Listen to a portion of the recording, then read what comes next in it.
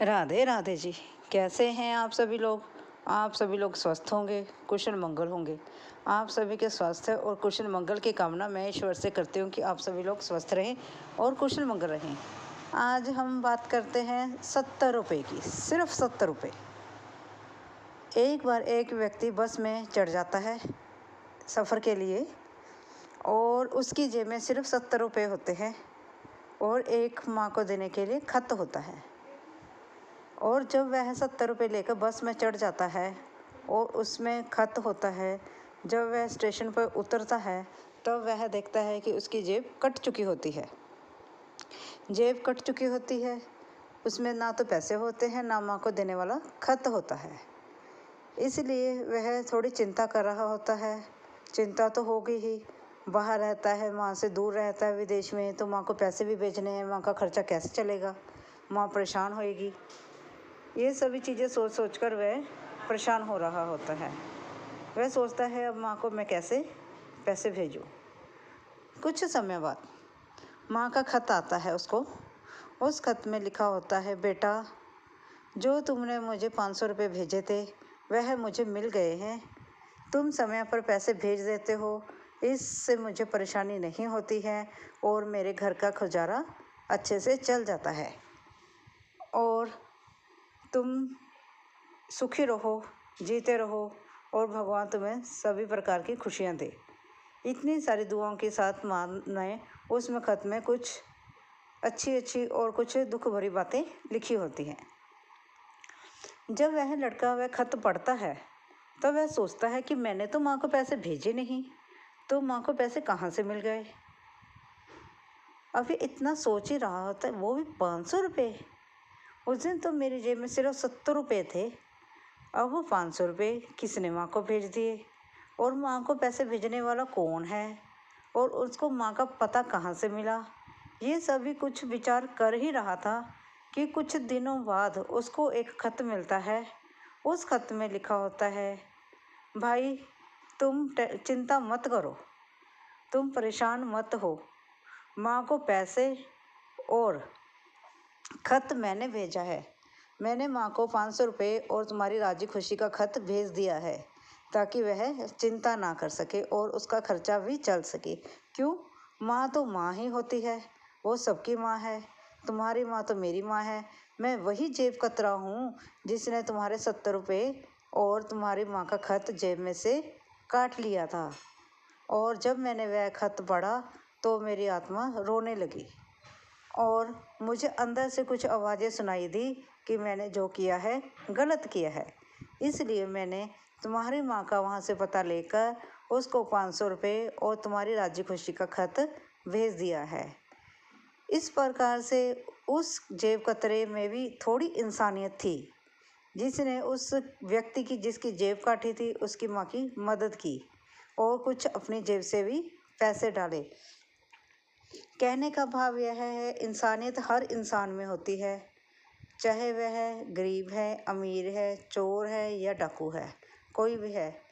कुछ लोग होंगे जिनके ज़मीर मर चुके हैं, वो तो हमारे जैसे करोड़पति अरबपति इंसान भी हो सकते हैं।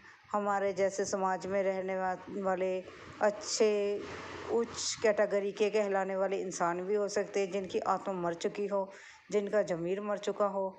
वरना माँ के लिए तो किसी न किसी हर व्यक्ति की थोड़ी ना थोड़ी तो दिल में जगह होती ही है।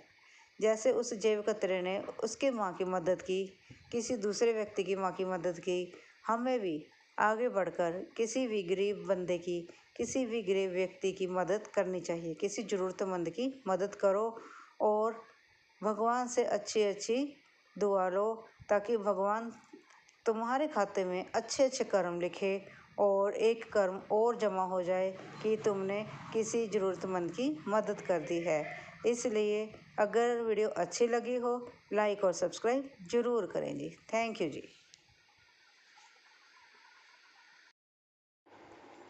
राधे राधे जी। कैसे हैं आप सभी लोग। आप सभी लोग स्वस्थ होंगे, कुशल मंगल होंगे। आप सभी के स्वास्थ्य और कुशल मंगल की कामना मैं ईश्वर से करती हूँ कि आप सभी लोग स्वस्थ रहें और कुशल मंगल रहें। आज हम बात करते हैं भगवान शिव की। भगवान शिव जी, आप सभी जानते हैं भगवान शिव कौन है, भोलेनाथ शंकर जी कौन है। वह परम पिता परमात्मा, हम सब उनकी पूजा करते हैं और वो भोले शंकर हैं। हम सभी के लिए जल्दी ही प्रसन्न हो जाते हैं और हम सभी की मुरादें जल्दी ही पूरी करते हैं। आज हम बात करते हैं भगवान शिव नृत्य कब करते हैं, भगवान जी कब नाचते हैं। भगवान जी जब दुखी होते हैं या क्रोधित होते हैं तब नाचते हैं, या वह अधिक प्रसन्न मुद्रा में होते हैं तब नाचते हैं। भगवान जी जब डमरू बजाकर नाचते हैं तो वह बहुत प्रसन्न होते हैं।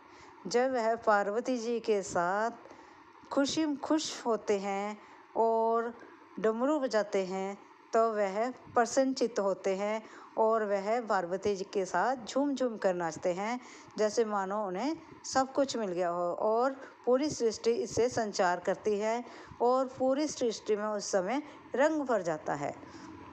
कैसे? जैसे जब शिव शंकर जी प्रसन्न होंगे, माँ पार्वती प्रसन्न होगी, तब वो नृत्य करेंगे। आप सभी जानते हैं माँ पार्वती जो है वो प्रकृति की देवी है, जो प्रकृति में रचना करने वाली माँ पार्वती है, और शिव भगवान जी जो हैं वो हम सभी को बनाने वाले हैं। जब इन दोनों का मिलन होता है तो वह बहुत प्रसन्न होते हैं और तब पृथ्वी पर हमारी प्रकृति में सुंदर सुंदर फूलों का निर्माण होता है और झरने भी बहते हैं और झरनों में झरझर की आवाज़ें आती हैं, पक्षी चहचहा रहे होते हैं, रंग बिरंगा आसमान होता है और बूंद बूंद पानी टपक रहा होता है, मानो कि सारा प्रकृति जो होती है वह नहा धोकर एक सुंदर दुल्हन की तरह सज जाती है। उस प्रकार से हमारा जो पर्यावरण है ढल जाता है और तब शिव पार्वती जी प्रसन्न होते हैं और तब वह एक खुशी में नाच रहे होते हैं। और जब भगवान शिव जी दुखी होते हैं तो वह क्रोधित होकर पूरी सृष्टि का तहस नहस कर देते हैं और सारी सृष्टि में ऐसे जैसे मानो क्रोधित सी, जैसे कि ज्वालामुखी, जैसे बिजली, आंधी तूफान, भूमंडल और भूकंप जैसे, ऐसे लगता है सारी तरफ अंधेरा छा गया हो, जैसे मानो भगवान रुष्ट हो गए हों और सभी विनाश की ओर हमें ले जा रहे हों। तब हम महसूस करते हैं कि भगवान शिव हमसे नाराज हो गए हैं। जैसे कि हम देखते हैं कि पृथ्वी पर हम सभी के बीच में कितने पाप फल रहे हैं, कितना पाप हो रहा है। क्या आप समझते हैं धरती पर जब इतना पाप फलेगा तो भगवान खुश होंगे? नहीं, तब भगवान दुखी हो जाते हैं कि जिन बच्चों को मैंने बनाया है, इन बच्चों को मैंने जन्म दिया है और वह इस सृष्टि का नाश कर रहे हैं, इस पृथ्वी पर कितना आतंक मचा रहे हैं, कितना ही इस पृथ्वी पर उन्होंने अत्याचार करा है। मासूम सी छोटी बच्चियां जो आज इस धरती पर भी सुरक्षित नहीं हैं। आप समझते होंगे उन बच्चियों के मन में कितना डर होगा। जब हमारे आसपास में एक भी बच्ची कोई, क्या दोपहर के समय, क्या शाम के समय, क्या रात के समय अकेले बाहर निकल सकती है? क्या वह सुरक्षित है? अगर वह सुरक्षित नहीं है, क्या आप उस समाज को सही समझते हैं? क्या आप सोचते हैं भगवान उससे खुश होते होंगे? तब भगवान शिव वह तब क्रोधित होकर नाचते हैं। तब ऐसे मानो महसूस होता है जैसे कि पूरी पृथ्वी को वह हिला देना चाहते हैं कि इस धरती के ऊपर जो राक्षस जन्म ले चुके हैं, जिनके अंदर अंधकार बस गया है, मैं उन सृष्टि के जो करता धरता है उनको मैं नष्ट कर दूं और इस सृष्टि को फिर से सुचारू ढंग से, अच्छे तरीके से, नवजात तरीके से इस प्रकार से सजाऊं मानो कि इस धरती पर कोई भी दुश्मन ना हो और कोई भी पापी ना हो और यह धरती जो है पूरी सुरक्षित हो और कोई भी इंसान, कोई भी बच्चा, कोई भी बड़ा बिना डरे कहीं भी आ जा सके और जैसे मर्जी इस धरती पर रह सके। हम भी देखते हैं अगर बच्चियां सुरक्षित नहीं होंगी, क्या हमारा समाज सुरक्षित है? क्या हम अच्छे समाज की नींव रख सकते हैं? नहीं रख सकते। इसलिए हम सभी को अपने अपने घर से सिर्फ थोड़ी थोड़ी कोशिश करनी है कि हम अपने अपने घर से अपने अपने बच्चों को इतना तो सिखाएं कि छोटे बच्चों की, लड़कियों की, बहनें हैं या नहीं हैं, उन सभी की, औरतों की इज्जत करें और उनका मान सम्मान करें। इसमें उनका कुछ नहीं जाता, लेकिन जो लड़कियां हैं उनको बाहर घूमने के लिए, बाहर काम करने के लिए वह सुरक्षित महसूस करेंगी। ये कोशिश हमें अपने घर से करनी होगी। अगर आपको वीडियो अच्छी लगी हो तो बस इतना सा कार्य करें कि अपने छत के ऊपर एक कटोरे में पानी और दूसरे में दाने डालकर पक्षियों के लिए जरूर रखें। पुण्य का काम करें, पुण्य के भागीदार बने। गर्मी बहुत बढ़ गई है, पक्षियों के लिए पानी जरूर रखें। अगर वीडियो अच्छी लगी हो लाइक और सब्सक्राइब जरूर करें। थैंक यू जी।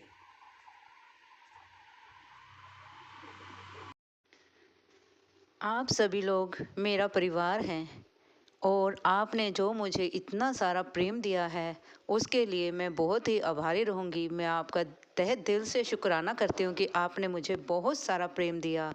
कुछ आर्टिकल्स की मैंने अपनी वीडियो में लिंक दिया है। अगर आपको मेरे पसंदीदा वह आर्टिकल्स अगर आपको पसंद आए, अगर आप ख़रीदना चाहें तो वह खरीद सकते हैं। उनका लिंक और जो उनकी साइट है वह मैंने अपनी वीडियोज़ में डाल दी है। आप सभी का बहुत बहुत धन्यवाद होगा। Thank you. राधे राधे जी। कैसे हैं आप सभी लोग? आप सभी लोग स्वस्थ होंगे, कुशल मंगल होंगे। आप सभी के स्वास्थ्य और कुशल मंगल की कामना मैं ईश्वर से करती हूँ कि आप सभी लोग स्वस्थ रहें और कुशल मंगल रहें। एक बार एक महाशय जी बीच बाजार में से जा रहे थे। वहीं कहीं ऊपर कोठे पर एक औरत, एक वेश्या पान खा रही थी। पान खाकर उसने पान का जो थूक होता है, जिसे हम पीक कह देते हैं, उसको उसने नीचे फेंका। जब उसने पान वाला थूक को नीचे फेंका वह उन महाशयों के ऊपर जा गिरा। वे उस महाशय ने ऊपर की ओर देखा और वेश्या को देखकर थोड़ा मुस्कुराए और फिर आगे की तरफ चल दिए। वेश्या ने उस व्यक्ति का ऊपर, उस महाशय का ऊपर की तरफ देखना और यूं मुस्कुराना, उसे ऐसा लगा जैसे कि उसकी बेइज्जती हो गई हो या उसका अपमान हो गया हो। तो उसको गुस्सा आया। उस वेश्या ने क्या किया, जो उसके वहाँ पर कोठे पर एक व्यक्ति बैठा था, उससे कहा कि तुम यहाँ पर बैठे हो, नीचे देखो। एक महाशय मुझे देखकर मुस्कुरा रहे थे और वहाँ से आगे की तरफ चल दिए। वह व्यक्ति क्या करता है, वहाँ से उठता है और नीचे की तरफ जाता है। फिर वह देखता है वे महाशय थोड़ी आगे निकल गए हैं। वे एक डंडा लेकर जाता है और डंडा लेकर वह उस महाशय के सिर में जोर से मार देता है। वह महाशय फिर दोबारा पीछे मुड़कर देखते हैं और ऊपर की तरफ देखकर फिर उस वेश्या की तरफ देखकर मुस्कुराते हैं और फिर आगे की तरफ चल देते हैं। वह देखते हैं कि मेरे सर से खून आ रहा है, तब वह एक पेड़ के नीचे बैठ जाते हैं। जब वह पेड़ के नीचे बैठ जाते हैं तो जो व्यक्ति उसके सिर में डंडा मारता है, वह डंडा मारने के बाद जब वह कोठे की तरफ दोबारा जाता है तो वह सीढ़ियों से फिसलकर नीचे गिर जाता है। जब वह सीढ़ियों से फिसलकर नीचे गिरता है तो वे वेश्या दौड़ी चली आती है और उसको सीढ़ियों से नीचे गिरता हुआ देखकर, उस व्यक्ति को सीढ़ियों से नीचे गिरता हुआ देखकर वह सोचती है वह महाशय जी जो थे वह कोई साधारण महाशय नहीं थे, वह कोई पहुँचे हुए संत लगते हैं। तो वह वेश्या वहाँ पर दौड़े दौड़े जाती है जहाँ पेड़ के नीचे वह महाशय बैठे होते हैं और उस महाशय से जाकर कहती है, हे महाशय जी, हे जैसे भी आप संबोधित करते हो, हे महोदय, आप मुझे देखकर यूँ मुस्कुराए और फिर आज आगे की तरफ चल दिए। आपने तो मुझे कुछ कहा नहीं, तो आपके सर में जब डंडा बजा तो भी आप मुझे मुस्कुराए और आगे की तरफ चल दिए। फिर आपने कुछ नहीं कहा, आपने अपने मुख से तो कुछ नहीं कहा, लेकिन फिर आपकी ऐसी क्या, आपने ऐसी क्या दृष्टि डाली कि वह व्यक्ति पौड़ियों से नीचे फिसल गया। फिर वह महाशय जी बोलते हैं, ये तो यार यार की बारी, ये तो यार यार की है कि देखो तुमने यारी जिससे लाई उसने तुम्हारी बेइज्जती सहन नहीं की। उसने तुम्हारे ऊपर जब मुसीबत आई, तुम्हारी बेइज्जती जब तुम्हें महसूस हुई, तुम्हारा साथ दिया। और मेरे जो यार हैं, उससे जब मैं मुश्किल में लगा, जब उसे लगा कि मैं मुसीबत में हूँ और मुश्किल में हूँ, तब उसने मेरा साथ दिया। इसलिए तुम इन सभी को छोड़कर, इन सभी कामों को छोड़कर उस यार से यारी लगाओ जो सबका यार है, जो सबका पिता है, जो सबका भाई है, जो सबका सखा है और सबका ही सब कुछ है। उस ईश्वर से यारी लगाओ जो हर समय हमारे साथ रहता है।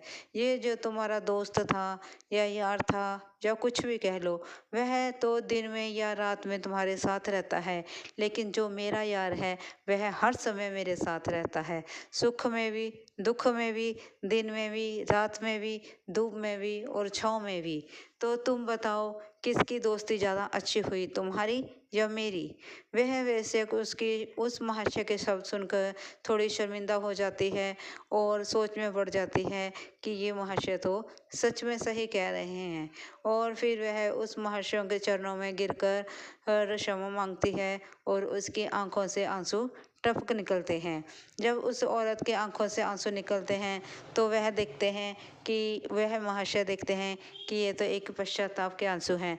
तो वह उसे कहते हैं कि तुम ये सभी काम छोड़ो और तुम अब परम पिता परमात्मा के साथ अपनी आंखें जोड़ो। उस ईश्वर को, उस परमात्मा को, उस कृष्ण को, उस राम को, उस शिव को अपना यार बनाओ, दोस्त बनाओ, जो सबका साथ देता है, सुख में भी और दुख में भी, मुसीबत में भी, दुख सुखी खुशी में भी, हर समय हमारे साथ रहता है, जो हमारे कण कण में बसा है, जो हमारे अंग अंग में बसा है, जो हमारे दिल की धड़कन में बसा है। उस परमात्मा को तुम याद करो, उस परमात्मा का नाम लो, ताकि वह तुम्हारी हर समय रक्षा करे। ये आम आदमी तुम्हारी क्या रक्षा करेंगे? ये तो अपना आप नहीं बचा सकते, अपनी रक्षा खुद नहीं कर सकते, ये तुम्हारी रक्षा क्या करेंगे? ये तो 4 दिन की चांदनी है, फिर अंधेरी रात है। इसलिए तुम अब संभल जाओ। यह तो सब तमाशा देखने वाली दुनिया है और ये सब तमाशा देखकर ताड़ियां बजाते हैं। इसलिए तुम ईश्वर के साथ चलो, ईश्वर के साथ मन लगाओ और भगवान से प्रेम करो, उसका साथ मांगो, इन दो लोगों का नहीं। ये दोगले लोग क्या कर सकते हैं? कुछ भी नहीं। किसका साथ देंगे? किसी का नहीं। ये तो पल में मासा और कल पल में तोला वाली बात है। जिधर का पलड़ा ये भारी देखते हैं उसी तरफ हो जाते हैं। इसलिए तुम इन सब को छोड़ो, ये सभी चीज़ों को त्याग कर ईश्वर के साथ हो। हम सभी को भी अपने जीवन में भगवान का साथ मांगना चाहिए, किसी दूसरे का नहीं। चाहे तो परिवार वाले हों या बाहर वाले हों, कोई किसी का साथ नहीं देता और कोई सुख में या दुख में कोई साथ नहीं देता आपके।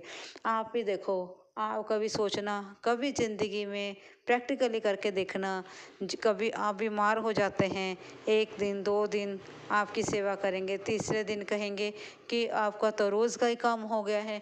हम भी ऐसा ही करते हैं, हम भी अपने बड़े बुजुर्गों के साथ ऐसा ही करते हैं कि कितने दिनों से, इतने महीनों से जो बिस्तर में पड़े हैं, उनसे कभी ना कभी तो हमारा मन अक जाता है, परेशान हो जाता है। उसी प्रकार हमारे बच्चे भी कभी ना कभी हमसे परेशान हो ही जाते हैं। इसलिए जब हम परमात्मा के साथ दोस्ती पाएंगे, परमात्मा के साथ हम यारी लगाएंगे, जैसे सुदामा जी ने कृष्ण जी के साथ लगाई थी, तो हम कभी ना कभी तो इस बेड़े पार से, इस जिंदगी की, इस समुंदर की नाव में, जो हम समुंदर में एक नाव में बैठे हुए अटके हुए हैं, उससे कभी ना कभी तो भगवान इस नाव को हमारे को पार लगा ही देंगे। बोलो जय श्री राम, जय श्री राम, जय श्री राम। हर हर महादेव, हर हर महादेव। राधे श्याम, राधे श्याम। वीडियो अच्छी लगी हो तो लाइक और सब्सक्राइब जरूर करें। थैंक यू जी। राधे राधे जी। कैसे हैं आप सभी लोग? आप सभी लोग स्वस्थ होंगे, कुशल मंगल होंगे। आप सभी के स्वास्थ्य और कुशल मंगल की कामना मैं ईश्वर से करती हूँ कि आप सभी लोग स्वस्थ रहें और कुशल मंगल रहें। आज हम बात करते हैं कसाई और शालिग्राम की। एक कसाई की दुकान होती है और वह मांस बेचकर अपना गुजारा करता है। वह क्या करता है, उसकी दुकान पर जो नाप तोल वाली तकड़ी होती है, उस तकड़ी पे जो वाट होते हैं, पैमाने होते हैं, तोल वाले पैमाने, जो पैमाने होते हैं, वह उनसे मांस तोलता और राम राम, राधे श्याम इस प्रकार से वह जाप करता रहता। जब भी कोई व्यक्ति उसकी दुकान पर मांस खरीदने के लिए आता, वह मांस बेचने के लिए मांस लेता, तकड़ी में रखता और एक तरफ पैमाने रखता, वाट रखता और फिर वह राम राम का सिमरन करते हुए उसे वह मांस तोलकर दे देता था। इस प्रकार से कसाई जो है अपना कार्य करता था और अपने बच्चों का पालन पोषण करता था। देखो जी, कार्य हर इंसान अपने अपने समर्था के अकॉर्डिंग करता है। कोई मांस बेचकर अपना गुजारा करता है, कोई राशन बेचकर अपना गुजारा करता है, कोई सिलाई करके अपना गुजारा करता है और कोई किस प्रकार से और कोई किस प्रकार से। हर इंसान अपने अपनी फैसिलिटी के हिसाब से कार्य करते हैं। वह भी व्यक्ति मांस बेचकर कार्य करता था। एक बार उसकी दुकान पर, कसाई की दुकान पर एक सज्जन व्यक्ति आते हैं। वह उसे मांस लेने के लिए कहते हैं कि मुझे कुछ मांस दे दो। जब वह कसाई मांस तोलने के लिए अपनी तकड़ी में वाट लगाता है, पैमाने लगाता है, तो उसके पैमानों में एक पैमाना कम होता है, जिसके स्थान पर वह जो है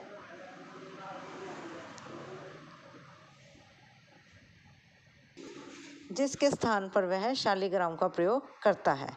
अपने वजन को पूरा करने के लिए वह शालीग्राम को पत्थर के रूप में प्रयोग करता है, लेकिन उस कसाई को यह नहीं पता होता कि वह शालीग्राम है। और वह सज्जन व्यक्ति क्या करता है, उससे जब मांस लेके जाने लगता है, तब वह उस कसाई को कहता है कि आप जिससे मांस तोल रहे हैं, उनमें से जो एक बाट है वह जो है शालीग्राम है। जो शालीग्राम है वह भगवान विष्णु का रूप होता है। आप यह पाप करते हैं। तो वह जो कसाई है वह बड़े धर्म संकट में पड़ गया कि मैं तो वर्षों से इसको एक बाट के रूप में प्रयोग कर रहा हूँ, ये तो मैंने बहुत पाप कर दिया है। वह क्या करता है, उस शालीग्राम को मंदिर में दे देता है और वहाँ पर जो पंडित जी होते हैं, उन शालीग्राम को साफ सुथरा करके नहला धुला कर उनकी पूजा पाठ करते हैं। हर रोज वह पंडित जी इसी प्रकार से मंदिर में उन शालीग्राम की पूजा अर्चना करते, उन्हें भोग लगाते और उनका सत्संग करते और उनके लिए नाम सिमरन करते। इस प्रकार से जो पंडित जी हैं वह शालीग्राम को प्रयोग करते और उनका सत्कार करते। एक दिन पंडित जी को सपने में भगवान विष्णु ने दर्शन दिए और कहा, जो यह शालीग्राम है वह उस कसाई की दुकान से आया है और इसको वहीं पर पहुंचा दो, वरना तो सब कुछ बिखर जाएगा। मैं यहाँ पर नहीं रह सकता, मैं इस मंदिर में, इस बंद कमरे में नहीं रह सकता। मैं वहाँ पर ज़्यादा खुश था, इसलिए मुझे वापस से वहाँ पर पहुँचा दो। सुबह जब उठते हैं पंडित जी तो वह डरे डरे उठते हैं और वह अपने जो सपने की घटना है वह कभी किसी को और कभी किसी को बताते हैं कि सपने में रात ये हुआ। तो जो भक्तजन वहाँ मंदिर में आते हैं, उनमें से एक भक्तजन है जो वह उन शालीग्राम को उसी कसाई की दुकान पर फिर ले जाते हैं और उस कसाई को कहते हैं कि यह वो शालीग्राम है जो आप मंदिर में दे आए थे और इनकी पूजा अर्चना के लिए। लेकिन यह शालीग्राम जी कहते हैं कि मुझे वहाँ पर नहीं रहना है और मैंने तो उस कसाई की दुकान पर ही रहना है, इसलिए भाई आप इन्हें रख लो। तो वह कसाई सोचता है, इनके चले जाने से तो मेरा भी मन दुकान में नहीं लगता था और मेरे बिजनेस में भी घाटा होने लगा था। वह शालीग्राम कसाई की दुकान पर आने से बहुत प्रसन्न होते हैं। और क्योंकि वह जो कसाई है, चाहे वह मांस का कार्य करता है या किस प्रकार से कार्य करता है, लेकिन वह तो उसके पेट गुजारे के लिए कार्य है, उसके परिवार के लालन पालन के लिए कार्य है और बिजनेस है, उसका काम है। लेकिन मुख से तो वह राम राम जपता है। जब जो इंसान राम राम जपता है उसके तो भगवान जी सभी पाप मुक्त कर देते हैं, उसके तो सभी पाप नष्ट कर देते हैं। इसलिए भगवान की नज़रों में वह कसाई की दुकान नहीं थी, वह उस भक्त की दुकान थी जहाँ पर हर समय राम का नाम लिया जाता है। तो बोलो शालिग्राम जी का मंदिर में कहाँ दिल लग रहा था। एक तो मंदिर बंद बंद होता है, दूसरा वहाँ पर एक टाइम भगवान पंडित जी आरती करेंगे, 2 टाइम करेंगे, 3 टाइम करेंगे, दोबारा पंडित जी आरती नहीं करते। इसलिए जहाँ हर समय राम का नाम सिमरन हो वहाँ पर ही भगवान प्रसन्न रहते हैं और वहीं पर भगवान रहते हैं। इसलिए तो शालिग्राम जी ने मंदिर में रहना पसंद नहीं किया, उस कसाई की दुकान पर उन्होंने रहना पसंद किया। इसलिए हमें भी अपने मुख से हर समय राम राम का सिमरन करते रहना चाहिए, ताकि भगवान हमारे आसपास रहें, हमारे अंग संग रहें, हमारे हृदय में रहें, और जो भी हमारे साथ कभी कुछ गलत हो या घटित हो उसको भगवान जी अपने बच्चा समझ के वह रोक लें और हमारे साथ कुछ भी बुरा ना होने दें, और हमारा हर सुख दुख में हमें साथ दें और हमें अपना आशीर्वाद दें, और हमें हाथ पकड़कर इस भवसागर से वह पार लगाएं। अगर वीडियो अच्छी लगी हो लाइक और सब्सक्राइब जरूर करें जी। थैंक यू जी।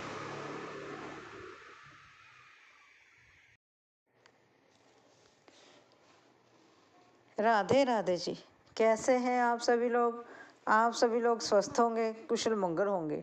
आप सभी के स्वास्थ्य और कुशल मंगल की कामना मैं ईश्वर से करती हूँ कि आप सभी लोग स्वस्थ रहें और कुशल मंगल रहें। आज हम बात करते हैं, एक बार वृंदावन में एक सखी बीच बाजार में खड़े होकर कुछ बेच रही होती है। वह जोर जोर से आवाज़ें लगा रहे हैं, कोई तो खरीद लो, कोई तो खरीद लो। वह जोर जोर से आवाज़ें लगा रही होती है कि कोई तो आकर मेरा सामान खरीद लो। वह बीच बाजार में खड़ी होती है और लोग आते हैं, उसके पास पूछते हैं और फिर हंसकर वहाँ से चल देते हैं। और ना जाने वह क्या बेच रही होती है। चलो देखते हैं हम भी वो क्या बेच रही होती है। वहाँ पर जाते हैं, उससे पूछते हैं वह क्या बेच रही है। सखी बोलती है कि मैं नींद बेच रही हूँ। भला नींद भी कोई बेचने वाली चीज़ है? नींद कोई ऐसी सामान तो है नहीं कि बेचा जा सके, वो कोई वस्तु नहीं है। नींद हमारे हमको दी हुई, परमात्मा द्वारा दी हुई एक चीज़ है जिसको हम कभी बेच नहीं सकते। लेकिन वह सखी नींद बेच रही थी। शायद वह पगला गई थी, इसलिए वह जोर जोर से आवाज़ें लगा रही थी, कोई खरीद लो, कोई खरीद लो। औरतें महिलाएं उसके पास जाती और उसकी हंसी हंसी उड़ाकर वहाँ से चल देती। और इस प्रकार से ही सुबह से लेकर शाम हो गई है, अभी तक उसके पास कोई ग्राहक नहीं आया है। अगर जो कोई उसके पास पहुंचता, उसकी बात सुनकर वे क्या बेच रही है और उसका मजाक उड़ाते और वहाँ से चले जाते।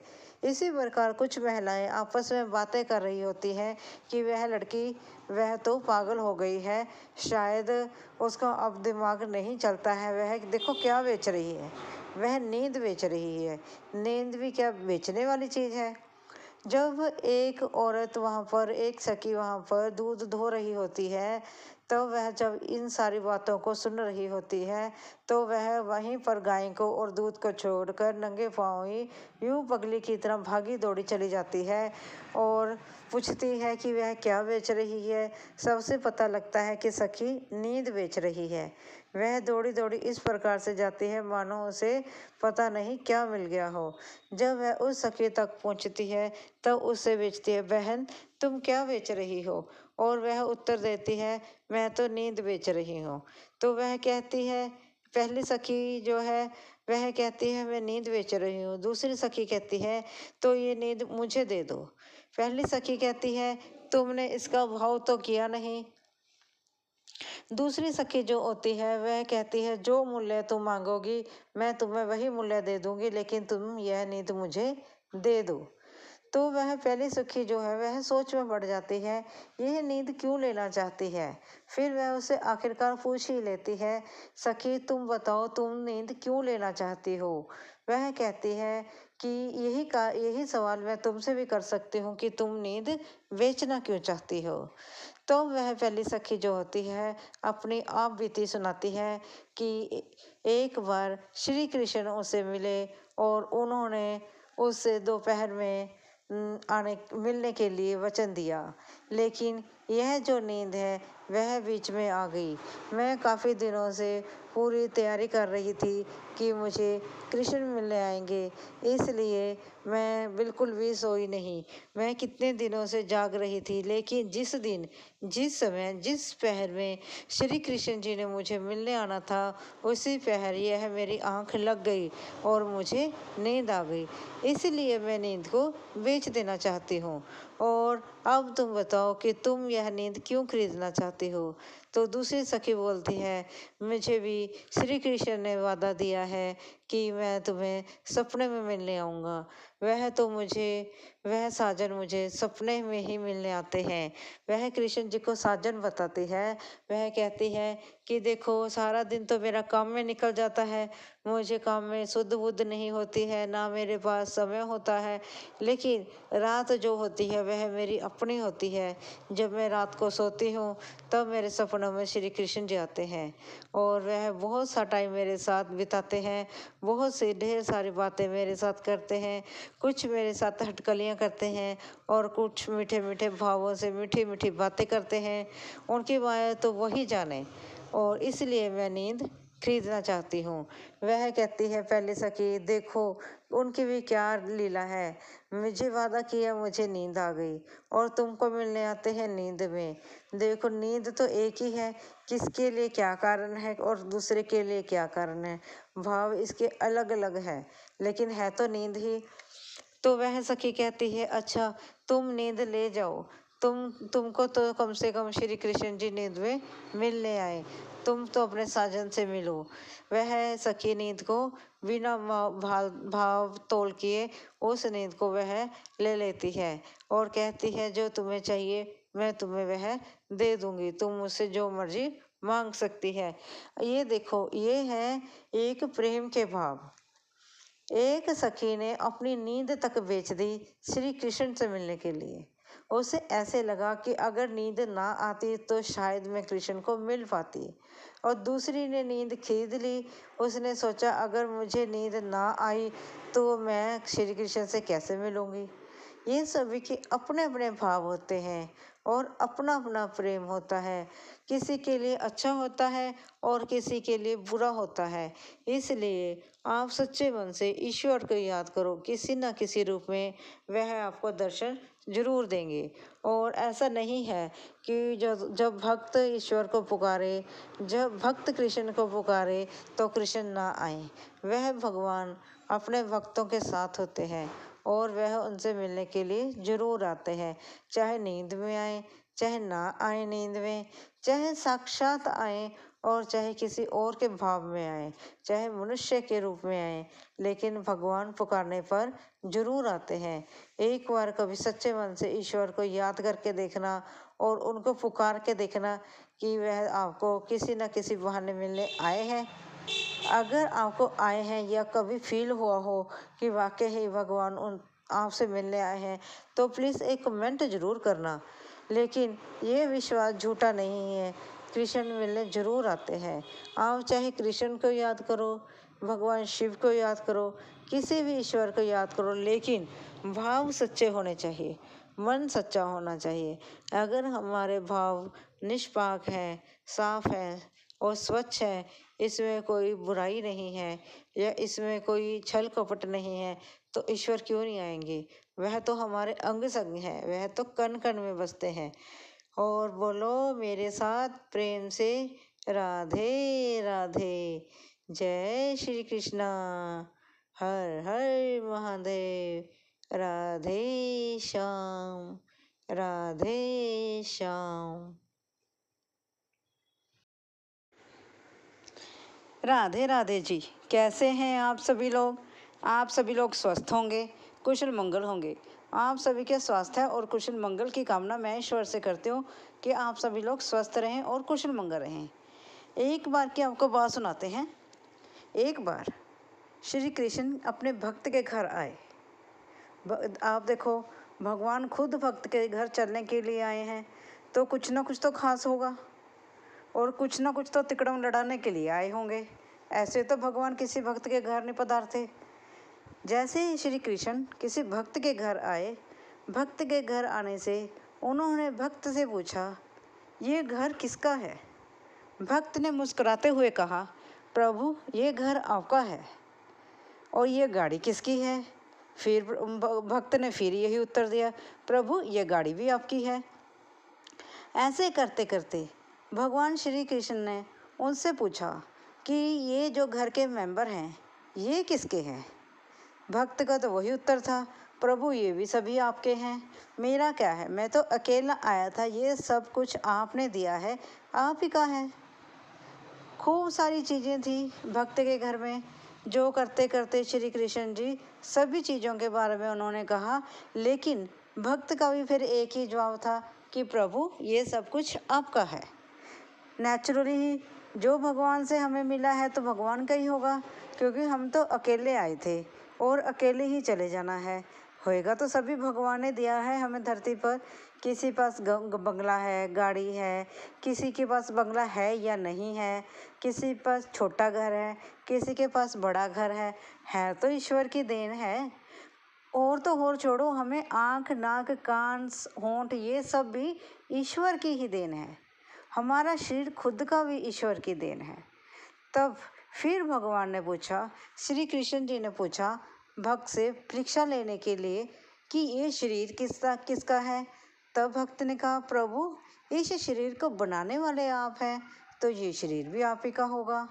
इस प्रकार से प्रभु उस भक्त की बहुत सी परीक्षा ले रहे थे, जिससे उन्होंने बहुत से क्वेश्चन किए और उस भक्त का एक ही जवाब था, प्रभु ये सब कुछ आप ही का है।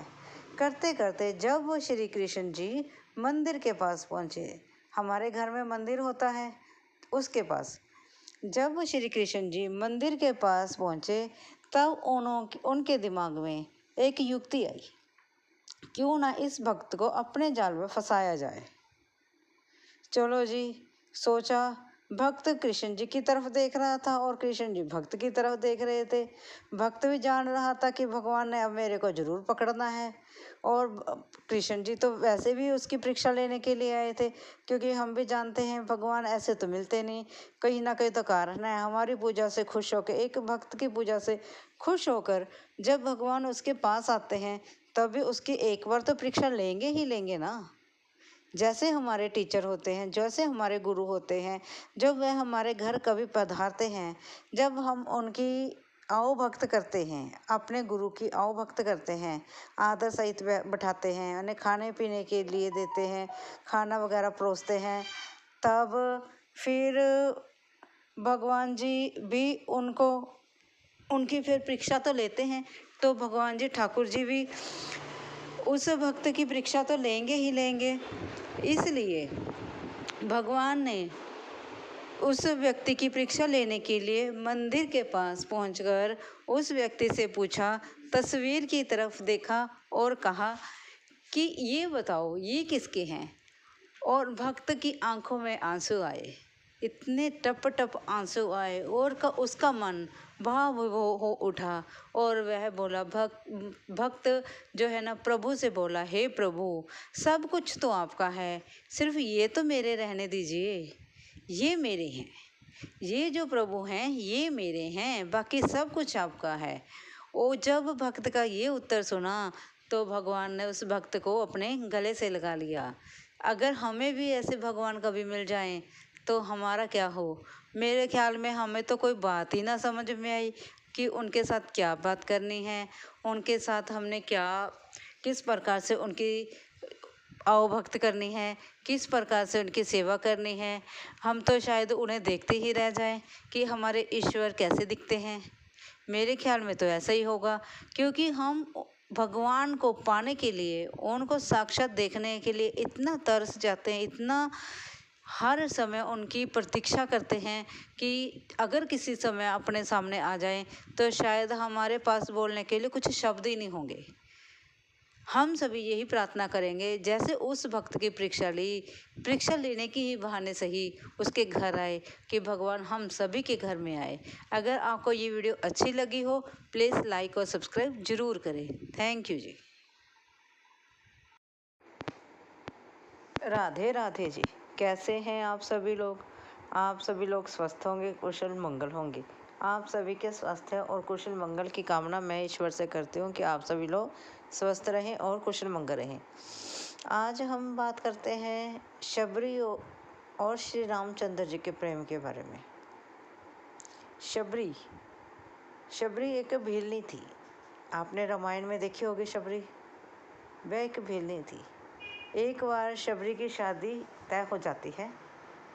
जब उसकी शादी तय होती है तो जिस दिन उसकी शादी होती है तब सैकड़ों बकरियों की बलि दी जाती है, क्योंकि वे भील होते हैं। तब शबरी को जब इसके बारे में पता चला, तब उसने अपनी माता से कहा, हे माते, शादी में इतनी सारी बकरियों की बलि क्यों दी जाती है? उसने कहा, बेटा, ये क्योंकि हम भील हैं। भील जो है वह बारात के स्वागत में इसी चीज़ का भोजन पकाते हैं। भगवान भोजन पकाते हैं तभी तो बारात को भोजन खिलाएंगे। तो शबरी ने कहा, माता, मैं अपनी शादी में इन बकरियों की बलि नहीं देना चाहती। मैं अपनी शादी में जीव हत्या नहीं चाहती। यह सोचकर वह रात के अंधेरे में घर से निकल जाती है। वह नहीं चाहती, जो शबरी होती है, वह नहीं चाहती कि उसकी शादी में बकरियों की बलि हो, जीव हत्या हो। इसलिए वह बिना शादी के ही घर से निकल जाती है। जब वह कहीं दूर निकल जाती है तो उसे कहीं भी आसरा नहीं मिलता, क्योंकि वह भील जाति से होती है। इसलिए कोई भी उसे अपने घर में आसरा नहीं देता। और जंगल में निकल जाती है तो वहाँ पर उसे किसी भी ऋषि मुनि ने अपनी कुटिया में शिष्य के तौर पर नहीं रखा। क्यों? क्योंकि वह भील जाति से थी। तब उसे ऋषि मतंग ने अपना शिष्य बनाया और अपनी कुटिया में रखा। जब वह ऋषि मतंग की कुटिया में रहने लगी, धीरे धीरे कर जो ऋषि मतंग हैं वह बूढ़े हो गए। और शबरी ने भी उस समय तक सभी का अपने काम से, अपने कर्तव्य से, अपनी सेवा से सभी ऋषिजनों का वहाँ पर मन मोह लिया था और सबकी प्यारी बन गई थी। सब उसे पसंद करने लगे थे कि ये हमारा अच्छा शिष्य है। धीरे धीरे जब मतंग मुनि बुजुर्ग हुए तब वह मरने वाले थे, तब उन्होंने कहा, शबरी, श्री रामचंद्र जी आएंगे, वह तुम्हारा उद्धार करेंगे, इसलिए तुम उनका इंतज़ार करना। और वह इतना कह अपने प्राण त्याग देते हैं। उसी दिन से शबरी जो है अपनी कुटिया को साफ करती, स्वच्छ करती, अच्छा भोजन पकाती और श्री रामचंद्र जी का इंतज़ार करती। वह इतनी लंबे टाइम से इंतज़ार करते करते कि वह बूढ़ी हो गई, लेकिन उसने श्री रामचंद्र जी का इंतज़ार करना नहीं छोड़ा। और वह कुटिया को साफ करती, भोजन पकाती कि श्री रामचंद्र जी आएंगे, मैं उनको भोजन परोसूंगी। यह सब करते करते वह इतनी बूढ़ी हो गई। और एक दिन ऐसा सौभाग्य से आया कि श्री रामचंद्र जी उस जंगल में आए। श्री रामचंद्र जी के साथ लक्ष्मण जी थे और वह अपने प्रिय सीता को ढूंढने के लिए उधर से आए। तब माता शबरी ने श्री रामचंद्र जी को पहचान लिया। क्यों? क्योंकि वह बरसों से उनका इंतज़ार कर रही थी। उनसे तो कण कण में रामचंद्र जी दिखाई दे रहे थे, तो उसने तो पहचानना ही था। जब उसने श्री रामचंद्र जी को पहचाना तब शबरी ने उनके पैर धोए, उन्हें कंद मूल दिया और शबरी कुछ बेर भी लेके आई। वह शबरी सोचे कि मैं श्री रामचंद्र जी को बेर परोसूं या ना परोसूं, क्योंकि वह ये नहीं जानती थी कि बेर मीठे हैं, कड़वे हैं या खट्टे हैं। तब उसने क्या किया, एक एक बेर खुद चखा और फिर श्री रामचंद्र जी को दिया। और श्री रामचंद्र जी के अपने भक्त के प्रेम में इतना मग्न हो गए कि उन्हें ये सुध बुध नहीं रही कि वह झूठे बेर खा रहे हैं। वह इतने प्रेम में डूब गए अपने भक्त के, क्या क्या ही बताएं इसके बारे में। जब श्री रामचंद्र जी को शबरी ने एक एक कर बेर झूठा कर के दिया, चक के दिया, भी कौन सा बेर मीठा है और कौन सा खट्टा है, तो साथ में जो लक्ष्मण थे वह देख रहे थे कि ये भैया क्या कर रहे हैं, झूठे बेर खा रहे हैं, क्यों। लेकिन वह श्री रामचंद्र जी को रोके तो रोके कैसे, क्योंकि वह तो अपने भक्त के आगे कुछ भी नहीं उन्हें दिखाई दे रहा था। वह तो भक्त के प्रेम में डूब गए थे। क्यों? क्योंकि भगवान जो होते हैं भाव चाहते हैं। उन्हें नहीं मालूम कि क्या सच्चा है क्या झूठा है। वह तो अपने भक्त के भाव देखते हैं, सच्चा भाव, प्रेम। चाहे आप मानो या ना मानो, जब भगवान हमें देखते हैं कि जिस रूप में देखते हैं, वह हमें ये नहीं देखते कि आपने 1000 रुपये के कपड़े पहने हैं, 10,000 के कपड़े पहने हैं। आप के भाव देखते हैं, वो आपका मन देखते हैं, जो सच्चा होता है, जिसमें प्रेम भरा होता है, जो दूसरों को दुख में ही नहीं देख सकते। ऐसे भाव वाले लोगों को भगवान जल्दी पसंद करते हैं। हम कहें तो देखते हैं कि नहीं, जो बुराई करता है आज तो रब भी उसी का है, और सच्चे इंसान को तो भगवान भी दुख देता है। मोस्टली हम कहते हैं, मैं भी कभी कह देती हूँ, ना जाने भगवान हमारी इतनी परीक्षा क्यों लेते हैं। हमने कोई बुराई नहीं की, कभी हमने पाप नहीं किया, फिर भी भगवान जी हमारी परीक्षा लेते हैं। मैं भी ये कह देती हूँ, हम कह देते हैं, लेकिन फिर भी भगवान जो अच्छे भाव वाले व्यक्ति होते हैं उनको ही पसंद करते हैं। इसलिए तो कहते हैं जय श्री राम। और श्री रामचंद्र जी ने शबरी के भाव देखे। आपको कैसे लगा, ये स्टोरी कैसी लगी? अच्छी लगी हो लाइक और सब्सक्राइब ज़रूर करें, और छत पर पानी और दाने रखना ना भूलें। पुण्य का काम करें और पुण्य के भागीदार बने। वीडियो अच्छी लगी हो लाइक और सब्सक्राइब ज़रूर करें जी। थैंक यू जी।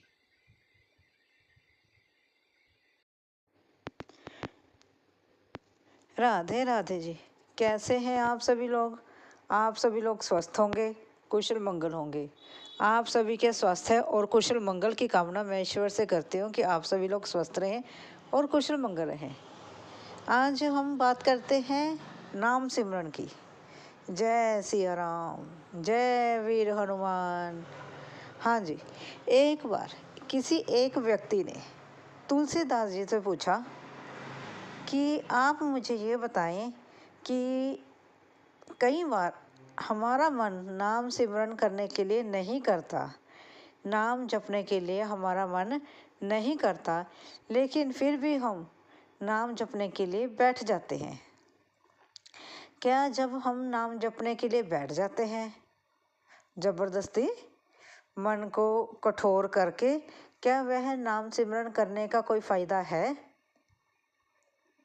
तब तुलसीदास जी मुस्कुराते हैं और कहते हैं, तुलसीदास राम जपो राम नाम जपो, खिज के जपो चाहे खुश हो के जपो, बीज बो तो पौधा जरूर निकलेगा। वह कहते हैं, तुलसीदास जी कहते हैं, उनके कहने का भाव यह है कि आप राम नाम का सिमरन करो, चाहे खुश होके करो, चाहे दुखी होके करो, चाहे रोकर करो, चाहे हंसकर करो, इसका फल तो भगवान हमें ज़रूर देते हैं। जैसे कि किसी भी वृक्ष के लिए हम कोई भी बीज, चाहे हम पुट्ठा चाहे सीधा किसी प्रकार से लगा दें, ज़मीन में हम बीज किसी भी प्रकार से फेंक दें, उसका पौधा तो एक ना एक दिन निकलेगा ही निकलेगा। इसलिए तुलसीदास जी कहते हैं, आप भगवान का नाम लो, नाम जपो, दुखी होके जपो चाहे खुश होके जपो, भगवान ने तो वो भी स्वीकार कर लेना है, लेकिन आप नाम लेने वाले बने। जैसे पहले के ज़माने में माता पिता क्या करते थे, अपने बच्चों का नाम राम, गोपाल, शंकर, कृष्ण, गीता, सीता, यमुना, गंगा, पार्वती इस प्रकार से रखते थे। क्यों? जब वह इन बच्चों को आवाज़ लगाएंगे तो इसी बहाने से वह भगवान का नाम ले पाएंगे। जैसे कि लोग पहले आवाज़ लगाते, शंकर इधर आ, लड्डू इधर आ, है ना? तो वह ना चाहते हुए भी भगवान का नाम उनकी ज़ुबान पर आ ही जाता था। और जब उनका नाम ज़ुबान पर आता था तो भगवान का नाम तो लिया गया। देखो जिस प्रकार से भी लिया गया, भगवान का नाम तो लिया गया। जब किसी भी तरह से भगवान का नाम ले लेते हैं तो भगवान तो हमसे प्रसन्न होंगे ही होंगे। भगवान नहीं को क्या पता कि हम दुखी होके ले रहे हैं या खुश होके ले रहे हैं। वह तो हमारे नाम लेने से उन्हें मतलब है कि हम भगवान को याद करते हैं, उनका नाम सिमरन कर रहे हैं, उनका नाम जप रहे हैं। जैसे भी जपो, ईश्वर का नाम जपो। अगर आपको इस वीडियो से यह महसूस हुआ हो या ऐसे पता लगा हो कि हमें भगवान के नाम का सिमरन करना चाहिए, नाम जपना चाहिए, जैसे भी जपो, नाम जपो, नाम लेते रहो, जैसे मर्जी लो, तो इस वीडियो को लाइक और सब्सक्राइब जरूर करें। Thank you ji.